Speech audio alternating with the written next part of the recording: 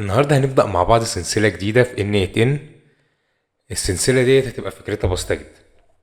احنا هناخد أفكار موجودة، هنبدأ ننفذها على أرض الواقع على التليجرام.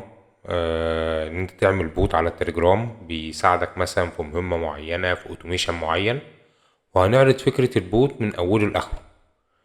وبعد ما نعرض فكرة البوت، اللي محتاج بقى الورك فلو بتاعت البوت دوت او محتاج يتعلم ازاي احنا عملنا البوت دوت، ممكن يتواصل معايا وانا ابدأ ابعت له الورك فلو ويبدأ يطبقها عنده. والنهاردة هنبدأ معانا بأول فكرة موجودة، وهي فكرة بوت لمتابعة قياسات السكر. لأي حد عنده مريض سكر هيبقى أكيد عارف إن هو لازم يتابع قياسات السكر بتاعته على مدى اليوم أكتر من مرة، وعلى مدى الأسبوع كل يوم مثلا بيتابع مرتين تلاتة. بشكل إنك تقدر تدون الكلام ده بشكل ورقي، ده شكل متعب جدا. فكنت عايز ابني حاجة تبدأ تبقى سهلة جدا للمستخدمين، سهل جدا انك انت تقدر تخش تبعت لها مثلا فويس نوت، او تبعت رسالة بسيطة جدا تقول له ان السكر بتاعك كذا، هو يبدأ ياخد الكلام دوت ويبدأ يسجله بشكل منظم. خلينا يلا نبدأ. زي ما انت شايف كده، هدوس ستارت وتقول له ازيك.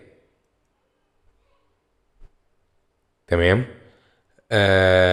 هو طبعا بيرحب بيك وبيبدأ يقول لك والله مثلا انت لو عايز بيوضح لك ازاي تقدر، لو انت عندك قياس سكر معين عايز تضيفه، قول له مثلا 130 صايم. زي ما احنا شايفين كده، يدوبك من كلمتين، بكلمتين بس عمل لك سجل لك السكر عندك في شيت اكسل.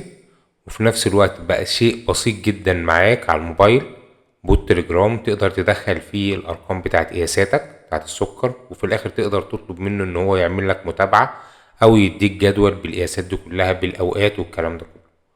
فبوت زي دوت انا شايف ان فكرة البلاي ليست دي تبقى جميلة جدا. هي فكرة احنا هنبدأ نجمع بيها يعني افكار كتيرة جدا للمشاريع اللي ممكن تعملها عن طريق ان حاجات تقدر تبقى مفيدة تفيدك في حياتك، تفيدك في شغلك، وفي نفس الوقت تبص عليها، وفي نفس الوقت تفتح تفكيرنا في حاجات في نفس الطريق دوت. شكرا جدا.